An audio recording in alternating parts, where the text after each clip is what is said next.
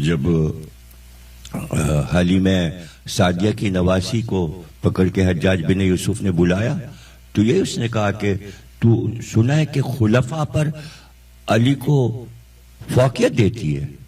उसने कहा तूने झूठ सुना है और जिसने भी बोला है झूठ बोला है। तो उसने कहा फिर हकीकत क्या है? का हकीकत यह है कि खुलफा से कोई मतलब नहीं, मैं अली को 1,24,000 अंबिया पे फौकियत दी। मामून रशीद ने हजरत इमाम रिजा सल्लल्लाहु अलैहि वसल्लम बैठे बैठे गुफ्तगू छेड़ देता था। इमाम तशरीफ फरमा होते थे। कहने लगा कि अच्छा आपको इस बात पे नाज है कि आप अबना आना में हैं। आपने फरमाया ना हो ना हो। उसने कहा अच्छा अच्छा निशाना में हैं आप, इसलिए नाज है आपको, करना हो।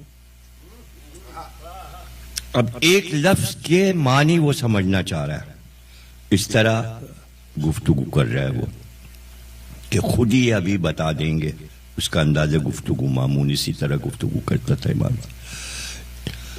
ताकि तशनगी उसके दूर हो जाए। तो कहा कि फिर का मैं अनफुस में हूं, अनफुसना में हूं। देखिए यानी शजरा बताया कि यहां पर नफ्से रसूल समझने में लोगों को गलतफहमी हो रही है। अपना आना तो सबके समझ में आ जाता है कि बेटे हसन और हुसैन और निसाना में बेटी फातिमा आई, लेकिन नफ्स ये अभी रमजान में टीवी पे शिया सुन्नी सारे उलमा में बड़े चपकलिश चली इसके ऊपर कि उन्होंने दलील दी शिया उलमा ने कि चूंकि नफ्स है इसलिए अंबिया से अफजल है अली, जिसकी तरदीद अहले सुन्नत ने की कि हम नहीं मानते। जाहिर है कि वो उनकी मजबूरी है कि अगर ऐसा करेंगे तो वो तो कह रहे हैं कि भाई खुलफा अफजल हैं तीनों अली से, तो उनकी मजबूरी है ये। तो जब हाल ही में सादिया की नवासी को पकड़ के हज्जाज बिन यूसुफ ने बुलाया तो ये उसने कहा कि तू सुना है कि खुलफा पर अली को फौकियत देती है। उसने कहा तूने झूठ सुना है और जिसने भी बोला है झूठ बोला है।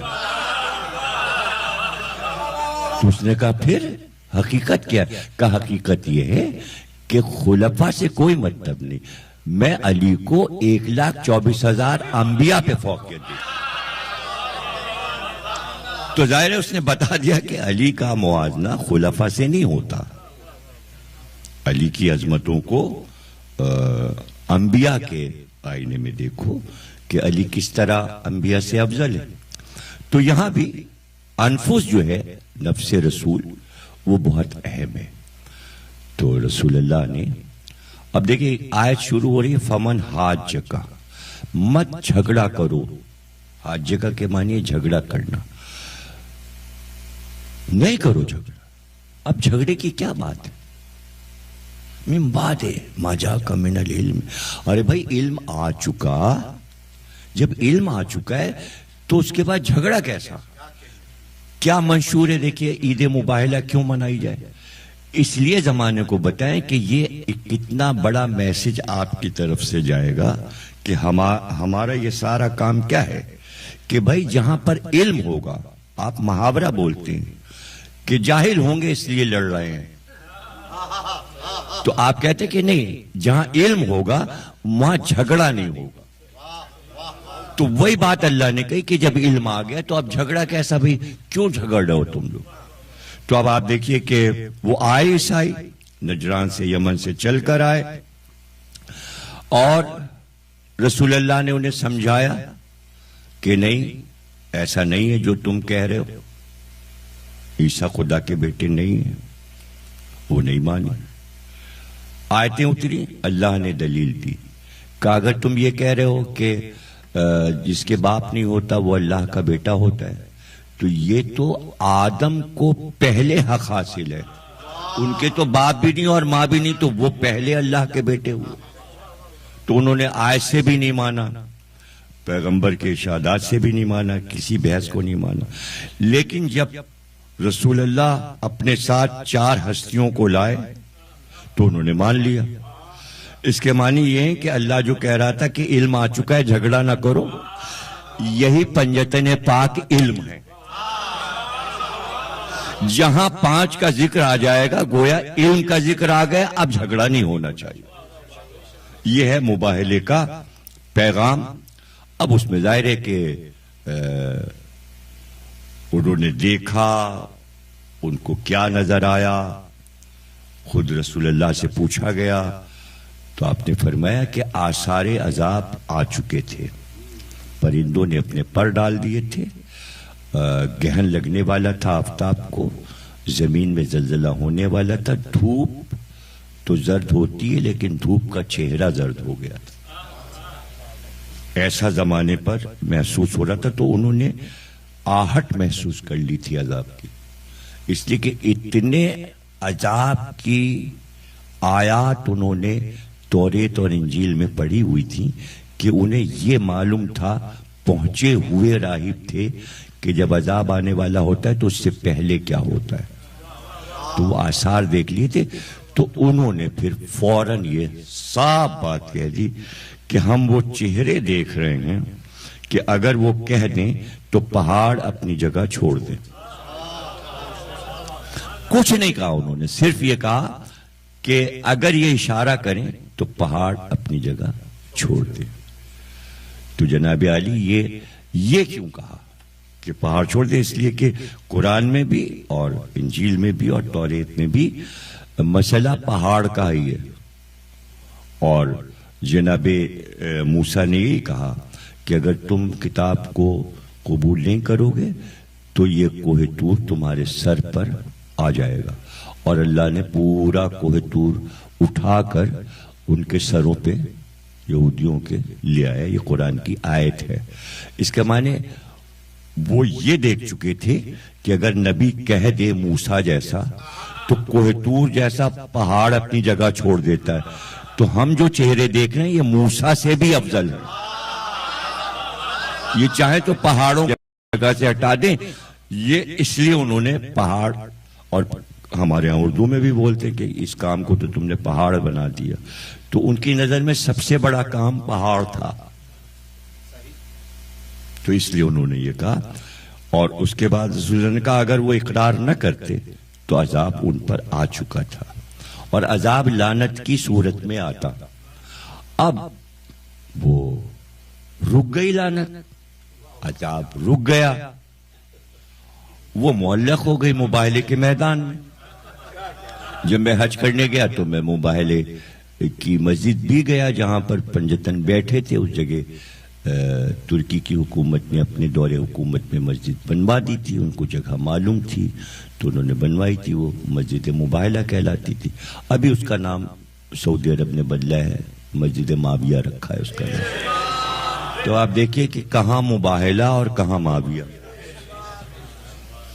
तो जहां मुबाहला ना समझ में आ रहा हो और माविया समझ में आ रहा हो तो अक्लों पे पर्दे ही तो पड़े। इसके माने वहां इल्म नहीं है। इसीलिए कुरान कह रहा है कि इल्म आ गया, अब तो झगड़े खत्म करो, इल्म को तो समझो। तो अब पंजतन वहां पर बैठे और आयत जो है वो कितने तुम तराक से और धूमधाम से चली है अर्श से। जिब्रील जिसे लेके आए हैं और जिसे सूरह आले इमरान कुरान के 3 सूरे में जगह मिली है, वो कैसे बिजली की तरह तड़प कर वहां से चली थी और यहां के मुअल्लक हो गई, रुक गई। अल्लाह ने कहा ठहर, इसलिए कि ईसाई जा रहे। वो तो बस इंतजार कर रही थी कि ये झूठे साबित हों और मैं इन पे बिजली बन के गिरूं। वो वहां ऐसे ही मुअल्लक हो गई। तो आखिर तो आयत ने पूछा होगा अल्लाह से, कब तक रुकी रहूं मुबाहले पर?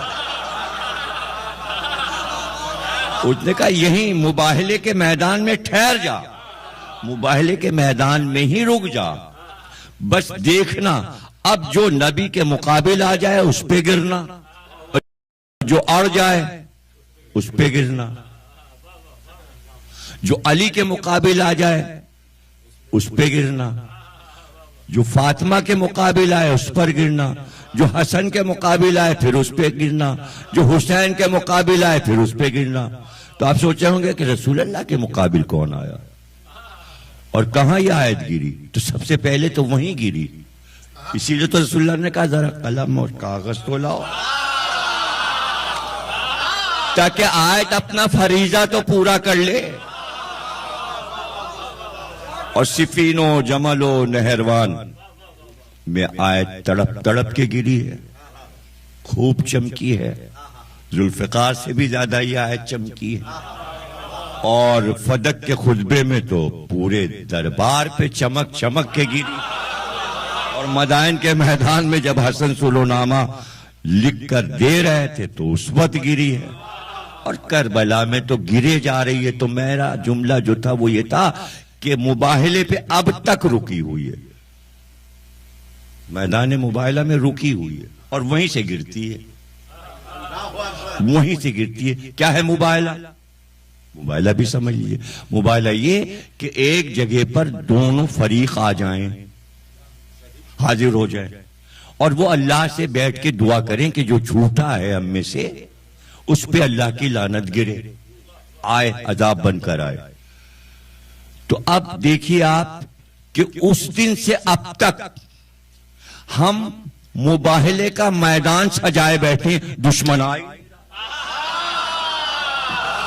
ये मजलिस अज़ा क्या है? हम बैठे हैं, आओ। वो भागा भागा भागा भागा फिर रहा है, आ ही नहीं रहा, हम तो बैठे हुए। वो इसलिए नहीं आ रहे कि वो आयत को देख रहे हैं, ऐसा नहीं है, बड़े चालाक लोग हैं। अगर हम सुन लेंगे तो वो आयत हमें पकड़ लेगी, वो गिरेगी। आया रावी बेचारे सीधे सीधे लोग थे, क्या कहना अली वालों का, शरीफ लोग, अच्छे मिजाज के लोग, ठंडे मिजाज के लोग। मौला एक पड़ोसी है मेरा, बहुत आजिज किया हुआ है उसने, इमाम सादिक ऐसा। क्या हुआ? बस आता है, बहस करता है, मैं उसको आयतें सुनाता हूं, नहीं मानता। हदीसें सुनाता हूं रसूलुल्लाह, नहीं मानता। आपके अक़वाल सुनाता हूं, नहीं मानता। करूं क्या मैं? जितनी दलीलें मुझे याद थी मैं सब दे चुका। आपने फरमाया अब ना कोई आयत पेश कर, ना कोई हदीस पेश कर। उसको दोस्ती में हाथ पकड़ के उसको लेके सहरा की तरफ निकल जा और एक बुलंदी पे जो नजर आए, टीला या पहाड़, उस पे चढ़ जाना। लेकिन तरकीब मैं बता देता हूं, इमाम फरमा रहे हैं उससे कि हाथ उसका खूब जोर से पकड़े रखना कि छुड़ाने ना पाए। और वहां पर कहना अब यहां पर खड़े होके आओ, हम दोनों अल्लाह की बारगाह में विलायत अली पे बहस करते हैं कि कौन सच्चा है और कौन झूठा। और अल्लाह की बारगाह में ये कहते हैं जो झूठा हो उस पर आसमान से बिजली गिरे। बस तुम इतना कर लेना। उसने ऐसा ही किया और हाथ थामे, उसने खूब जोर से हाथ पकड़ा और कहा अब यहां पर तुम ना हमारी आयत की दलील मान रहे हो ना हदीसों की, आओ अब ऐसा करते हैं अल्लाह की बारगाह में हम विलायत अली पर दुआ करते हैं कि हक पर कौन है, तो जो झूठा है हम में से उस पे आसमान से बिजली गिरे। अब वो हाथ छुड़ा रहा है और ये छोड़ नहीं रहा। तो ये मजलिस जो है, ये हाथ छुड़ा के भागने वाले लोग, तो आप जोर से हाथ पकड़े रहे। जोर से हाथ पकड़ने की तरकीब क्या है? अगर आपने विलायत अली छोड़ दी तो आपका हाथ ढीला हो जाए, फिर वो छुड़ा लेंगे।